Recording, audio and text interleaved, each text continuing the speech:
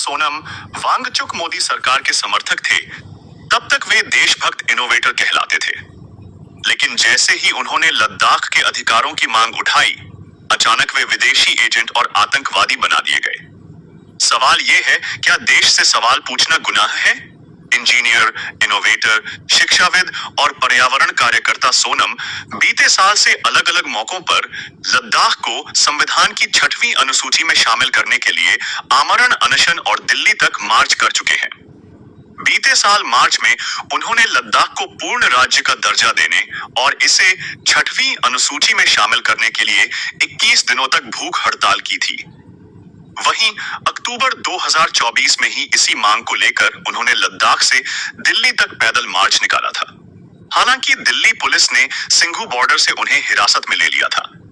अब हाल ही में 35 दिन की उनकी भूख हड़ताल के 15वें दिन 24 सितंबर को लेह में आंदोलन हिंसक हो गया, जिसमें 4 लोगों की मौत हुई और तकरीबन 50 लोग घायल हुए। साल 2019 में केंद्र सरकार ने अनुच्छेद 370 को खत्म करके जम्मू कश्मीर राज्य को 2 अलग अलग केंद्र शासित प्रदेशों जम्मू कश्मीर और लद्दाख में बांट दिया था। लद्दाख की अधिकतर जनता ने इस फैसले का स्वागत किया था, क्योंकि जम्मू कश्मीर से अलग होने की उनकी काफी पुरानी मांग थी। इस फैसले का स्वागत सोनम वांगचुक ने भी किया था। उन्होंने सोशल मीडिया पर प्रधानमंत्री नरेंद्र मोदी और उनके कार्यालय को इस फैसले के लिए धन्यवाद किया था। उन्होंने लिखा था, शुक्रिया प्रधानमंत्री, लद्दाख के लिए लंबे समय से देखे जा रहे ख्वाब को पूरा करने के लिए लद्दाख प्रधानमंत्री नरेंद्र मोदी और प्रधानमंत्री कार्यालय का शुक्रिया करता है। पूरे 30 साल पहले अगस्त 1989 में केंद्र शासित प्रदेश के दर्जे को लेकर लद्दाखी नेताओं ने आंदोलन की शुरुआत की थी। इस लोकतांत्रिक विकेंद्रीकरण में मदद करने वाले सभी लोगों का शुक्रिया। बीते साल 6वीं अनुसूची की मांग को लेकर भूख हड़ताल के दौरान सोनम वांगचुक ने कहा था कि वह प्रधानमंत्री नरेंद्र मोदी के बहुत बड़े प्रशंसक हैं। वह कई मौकों पर देशभक्ति की भावना और भारतीय सेना को लेकर अपने प्यार को दिखाते रहे हैं। लेकिन लेह में हिंसक प्रदर्शनों के बाद सोशल मीडिया पर उनकी आलोचनाएं हो रही हैं। कोई उनकी देशभक्ति पर सवाल उठा रहा है, तो किसी ने उन्हें चीनी एजेंट तक कह दिया। उनके इस साल फरवरी में पाकिस्तान जाने की खबर और बांग्लादेश के अंतरिम प्रधानमंत्री मोहम्मद यूनुस के साथ गले मिलने की पुरानी तस्वीर शेयर की जा रही है। सोनम वांगचुक को एक शिक्षाविद, इनोवेटर और पर्यावरण कार्यकर्ता के तौर पर जाना जाता है। लल्लन टॉप को दिए इंटरव्यू में उन्होंने बताया था कि कैसे उन्होंने लद्दाख के दूर दराज के गांव से निकलकर एक प्रसिद्ध शिक्षाविद का सफर तय किया। 59 वर्षीय सोनम का जन्म साल 1966 में लेह के दुर्गम गांव उलेटोकपो में हुआ था। वो बताते हैं कि उन्होंने 9 साल की उम्र तक स्कूल की शक्ल नहीं देखी थी और इसी की वजह से वो कुछ अलग तरीके से सोच पाए। उनका कहना है कि स्कूल न जाने की वजह से उनकी मां ने उन्हें घर पर ही स्थानीय भाषा में पढ़ाया और उन्होंने शुरुआती ज्ञान खुद के अनुभवों से हासिल किया। सोनम वांगचुक के पिता सोनम वांग्याल राजनेता थे और 9 साल की उम्र के बाद सोनम वांगचुक को श्रीनगर के स्थानीय स्कूल में भेज दिया गया। इंटरव्यू में सोनम वांगचुक ने बताया था कि स्कूल में उन्हें अंग्रेजी की किताबें पकड़ा दी गईं और उन्हें कुछ समझ नहीं आता था। उन्होंने बताया कि स्कूल के शिक्षक उन्हें पीछे की सीट पर बैठा देते थे या क्लास के बाहर खड़ा कर दिया करते थे। वो कहते हैं कि इस उत्पीड़न से तंग आकर 12 साल की उम्र में वो लद्दाख के छात्रों के लिए विशेष केंद्रीय विद्यालय में दाखिला लेने के लिए अकेले बस से दिल्ली भाग आए। वो कहते हैं कि वहां पर बच्चों की बहुत भीड़ थी और उन्हें कई दिनों से कैंप में दाखिले का इंतजार करना पड़ रहा था। सोनम वांगचुक ये सब देखकर सीधे स्कूल में प्रिंसिपल के रूम में चले गए और उनसे दाखिला देने को कहा। प्रिंसिपल उनके इस जुझारूपन से खुश हुए और उन्हें दाखिला दे दिया। इसके बाद सोनम वांगचुक ने इंजीनियरिंग की तैयारी की और श्रीनगर के रीजनल इंजीनियरिंग कॉलेज, वर्तमान में NIT में लिखित परीक्षा पास करके इंटरव्यू देने गए। सोनम वांगचुक कहते हैं कि इंटरव्यू के दौरान प्रिंसिपल ने जब उनके पिता का नाम देखा तो उनसे पूछा कि उनके पिता क्या करते हैं, तो उन्होंने कहा कि वो पेशे से किसान हैं। हालांकि उस समय सोनम के पिता जम्मू कश्मीर में मंत्री थे। सोनम का कहना था कि उन्होंने जब बीटेक का 1 साल पूरा कर लिया तो तो वो मैकेनिकल इंजीनियरिंग करना चाहते थे क्योंकि उनकी ऑप्टिक्स में दिलचस्पी थी। वहीं उनके पिता उन्हें सिविल इंजीनियरिंग पढ़ने के लिए कह रहे थे। ससे उन्होंने मैकेनिकल इंजीनियरिंग की पढ़ाई को चुना तो उनके पिता ने उन्हें पढ़ाई का खर्चा देने से मना कर दिया, जिसके बाद अपने खर्चे पूरे करने के लिए उन्होंने स्कूली बच्चों के लिए कोचिंग की शुरुआत की। 19 साल की उम्र में उन्होंने एक होटल के कमरे को किराए पर लेकर जब बच्चों को पढ़ाना शुरू किया तो 2 महीने में ही 3 साल की इंजीनियरिंग की पढ़ाई की फर्स्ट जुटा ली। सोनम वांगचुक कहते हैं कि यही वह मौका था जिसने उन्हें शिक्षा के लिए काम करने को प्रेरित किया। इसके बाद उन्होंने कॉलेज से निकलते ही साल 1988 में students educational and cultural movement of Ladakh SICMOL या सेकमोल की शुरुआत की। सेकमोल ने शुरुआत में कई सालों तक सरकारी स्कूल सिस्टम में बदलाव को लेकर काम किया। उसी के साथ ही सेकमोल के कैंपस में ऐसे अधिकतर बच्चों को पढ़ाया जा रहा था जो स्कूली शिक्षा में फेल हो गए थे। सेकमोल में पारंपरिक स्कूली शिक्षा से हटकर पढ़ाई कराई जाती है, जहां पर प्रकृति में रहकर और प्रैक्टिकल पढ़ाई होती है। 1994 में वांगचुक ने ऑपरेशन न्यू होप ONH की शुरुआत की। यह अब तक 700 शिक्षकों और 1000 ग्राम शिक्षा समितियों को ट्रेनिंग दे चुका। इस दौरान लद्दाख में भी स्कूली शिक्षा में बदलाव देखा गया, जहां साल 1996 तक 10वीं कक्षा में सिर्फ 5% बच्चे पास होते थे। वो दर बढ़कर साल 2015 में 75% होगी। और सोची स्कूली शिक्षा व्यवस्था में सुधार और वैकल्पिक शिक्षा व्यवस्था के मिशन को वांगचुक ने विश्वविद्यालय स्तर पर ले जाना चाहा। इसी कोशिश के तहत तकरीबन 7 साल पहले उन्होंने Himalayan institute of alternatives Ladakh HIAL या हयाल की शुरुआत की। उनका कहना है कि सेकमोल में किए गए शोध को हयाल में दूसरे स्तर पर ले जाया जाता है। वो बताते हैं कि सौर ऊर्जा से कमरों को गर्म करने का एक आविष्कार सेकमोल में शुरू किया गया था, जिसे हयाल आगे लेकर गया। वांगचुक कहते हैं कि भारतीय सेना के साथ पार्टनरशिप में चीन से लगी सीमा पर सेना के कैंपों के लिए इस आविष्कार पर काम किया गया और इसे अफगानिस्तान में भी ले जाया गया है। साल 2018 में सोनम को शिक्षा के क्षेत्र में योगदान के लिए रेमन मैग्सेसे पुरस्कार से सम्मानित किया। सोनम वांगचुक पर बदलता नजरिया। एक विश्लेषण। 1. दोहरी धारणा का विरोधाभास। जब सोनम वांगचुक ने 2019 में अनुच्छेद 370 हटाकर लद्दाख को केंद्र शासित प्रदेश बनाने के फैसले का स्वागत किया और प्रधानमंत्री नरेंद्र मोदी की तारीफ की, तब उन्हें देशभक्त, इनोवेटर और समाज सुधारक के रूप में सम्मानित किया गया। लेकिन जब वही सोनम वांगचुक आगे चलकर सरकार से 6वीं अनुसूची और राज्य का दर्जा मांगने लगे, तो अचानक कुछ वर्गों द्वारा उन्हें विदेशी एजेंट, आतंकवादी या देशद्रोही तक कहा जाने लगा। यह साफ दिखाता है कि व्यक्तित्व नहीं, बल्कि उनकी विचारधारा और सरकार से सहमति असहमति के आधार पर उनकी छवि गढ़ी और बिगाड़ी जा रही है। 2. अगर वे आतंकवादी थे तो पहले जांच क्यों नहीं?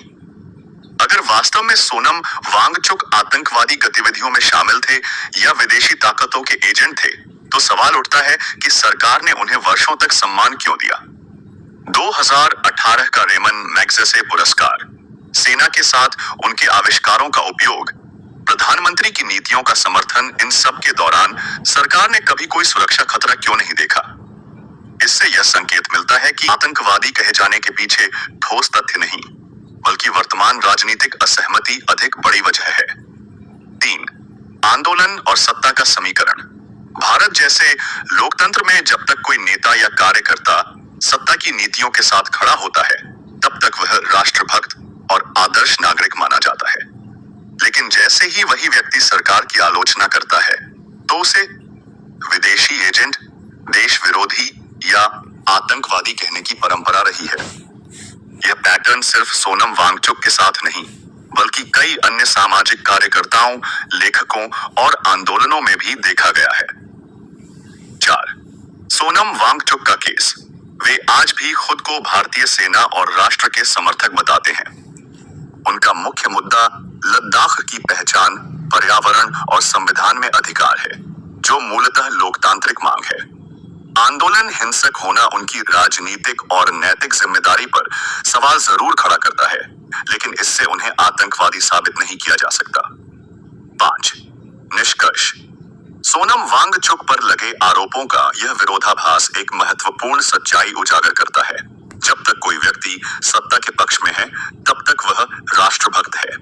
जैसे ही वह सत्ता से सवाल पूछता है, उसकी निष्ठा पर शक किया जाने लगता है।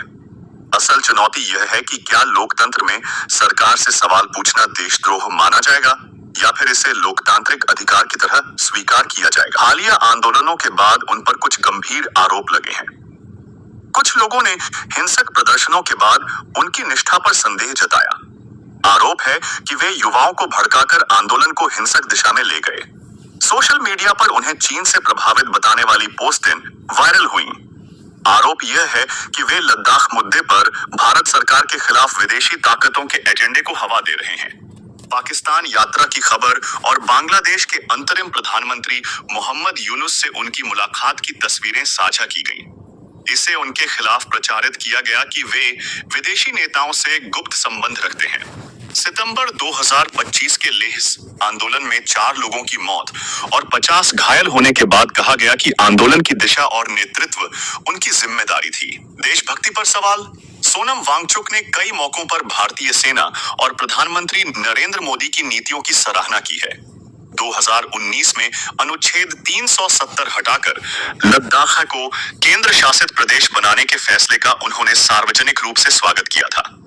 ऐसे में उनकी देशभक्ति पर सवाल कहीं न कहीं राजनीतिक विरोध का परिणाम लगते हैं। चीनी एजेंट का आरोप। इस तरह का आरोप बेहद गंभीर है, लेकिन अभी तक कोई ठोस सबूत सामने नहीं आया। यह अधिकतर सोशल मीडिया पर प्रचारित आरोप है, जो अक्सर असहमति जताने वाले कार्यकर्ताओं के खिलाफ लगाया जाता है। किसी सामाजिक कार्यकर्ता का अंतर्राष्ट्रीय नेताओं से मिलना सामान्य है। मोहम्मद यूनुस स्वयं नोबेल पुरस्कार विजेता और सामाजिक उद्यमिता के प्रतीक माने जाते हैं। पाकिस्तान यात्रा की खबर आई थी, लेकिन इसके राजनीतिक निहितार्थ साबित नहीं किए गए। नेताओं की नैतिक जिम्मेदारी होती है कि उनका आंदोलन शांतिपूर्ण रहे। हालांकि बड़े जन आंदोलनों में हिंसा भड़कना अक्सर स्थानीय असंतोष या प्रशासनिक टकराव का परिणाम होता है। इसे पूरी तरह वांगचुक की साजिश कहना जल्दबाजी होगी। सोनम वांगचुक पर लगे आरोपों को 3 हिस्सों में समझा जा सकता है। राजनीतिक दबाव। वे लद्दाख को संवैधानिक अधिकार दिलाने के लिए केंद्र सरकार के खिलाफ मुखर हुए, जिससे राजनीतिक विरोध स्वाभाविक है। सोशल मीडिया ट्रोलिंग, चीनी एजेंट या देशद्रोही कहना आजकल आलोचकों को निशाना बनाने का एक आसान तरीका बन गया है। नेतृत्व की चुनौती। बड़े आंदोलन हमेशा जोखिम से भरे होते हैं। अगर वे हिंसक हो जाएं, तो नेतृत्व पर सवाल उठना तय है। सोनम वांगचुक पर लगे आरोप अभी तक कथनों और राजनीतिक प्रचार तक ही सीमित हैं। उनके खिलाफ कोई ठोस सबूत सामने नहीं आया है, जो उन्हें विदेशी एजेंट या देश विरोधी साबित करे। हाँ, यह सच है कि आंदोलन के दौरान हिंसा हुई और एक सामाजिक नेता होने के नाते उन्हें यह सुनिश्चित करना चाहिए था कि आंदोलन पूरी तरह अहिंसक रहे। कुल मिलाकर आरोपों को अधिक राजनीतिक और प्रचार आधारित माना जा सकता है, न कि तथ्यों पर आधारित। दोहरी धारणा का विरोधाभास। जब सोनम वांगचुक ने 2019 में अनुच्छेद 370 हटाकर लद्दाख को केंद्र शासित प्रदेश बनाने के फैसले का स्वागत किया और प्रधानमंत्री नरेंद्र मोदी की तारीफ की, तब उन्हें देशभक्त, इनोवेटर और समाज सुधारक के रूप में सम्मानित किया गया। लेकिन जब वही सोनम वांगचुक आगे चलकर सरकार से 6वीं अनुसूची और राज्य का दर्जा मांगने लगे, अचानक कुछ वर्गों द्वारा उन्हें विदेशी एजेंट, आतंकवादी या देशद्रोही तक कहा जाने लगा। यह साफ दिखाता है कि व्यक्तित्व नहीं, बल्कि उनकी विचारधारा और सरकार से सहमति असहमति के आधार पर उनकी छवि गढ़ी और बिगाड़ी जा रही है। अगर वे आतंकवादी थे, तो पहले जांच क्यों नहीं? अगर वास्तव में सोनम वांगचुक आतंकवादी गतिविधियों में शामिल थे या विदेशी ताकतों के एजेंट थे, तो सवाल उठता है कि सरकार ने उन्हें वर्षों तक सम्मान क्यों दिया। 2018 का रेमन मैग्सेसे पुरस्कार, सेना के साथ उनके आविष्कारों का उपयोग, प्रधानमंत्री की नीतियों का समर्थन, इन सब के दौरान सरकार ने कभी कोई सुरक्षा खतरा क्यों नहीं देखा? इससे यह संकेत मिलता है कि आतंकवादी कहे जाने के पीछे ठोस तथ्य नहीं, बल्कि वर्तमान राजनीतिक असहमति अधिक बड़ी वजह है। भारत जैसे लोकतंत्र में जब तक कोई नेता या कार्यकर्ता सत्ता की नीतियों के साथ खड़ा होता है, तब तक वह राष्ट्रभक्त, आदर्श नागरिक माना जाता है। लेकिन जैसे ही वही व्यक्ति सरकार की आलोचना करता है, तो उसे विदेशी एजेंट, देश विरोधी या आतंकवादी कहने की परंपरा रही है। यह पैटर्न सिर्फ सोनम वांगचुक के साथ नहीं, बल्कि कई अन्य सामाजिक कार्यकर्ताओं, लेखकों और आंदोलनों में भी देखा गया है। वे आज भी खुद को भारतीय सेना और राष्ट्र के समर्थक बताते हैं। उनका मुख्य मुद्दा लद्दाख की पहचान, पर्यावरण और संविधान में अधिकार है, जो मूलतः लोकतांत्रिक मांग है। आंदोलन हिंसक होना उनकी राजनीतिक और नैतिक जिम्मेदारी पर सवाल जरूर खड़ा करता है, लेकिन इससे उन्हें आतंकवादी साबित नहीं किया जा सकता। जब तक कोई व्यक्ति सत्ता के पक्ष में है, तब तक वह राष्ट्रभक्त है। जैसे ही वह सत्ता से सवाल पूछता है, उसकी निष्ठा पर शक किया जाने लगता है। असल चुनौती यह है कि क्या लोकतंत्र में सरकार से सवाल पूछना देशद्रोह माना जाएगा, या फिर इसे लोकतांत्रिक अधिकार की तरह स्वीकार किया जाएगा। सच्चाई ये है कि लोकतंत्र में असहमति ही असली ताकत है। अगर सवाल पूछने वाले हर नागरिक को आतंकवादी कहा जाएगा, तो लोकतंत्र बचा कैसे रहेगा। अब फैसला आपको करना है, सोनम वांगचुक देश विरोधी है या लोकतंत्र की असली आवाज। दोस्तों, आपके हिसाब से सोनम वांगचुक कितने देशभक्त हैं और कितने आतंकवादी? अपनी राय कमेंट में जरूर लिखिए। और हाँ, चैनल को सब्सक्राइब करना मत भूलिए। आपका एक सब्सक्राइब मेरे लिए सिर्फ नंबर नहीं, बल्कि मेरा हौसला है, जिससे मैं आपके लिए और भी सच्चाई से भरे बड़े वीडियो बना सकूं।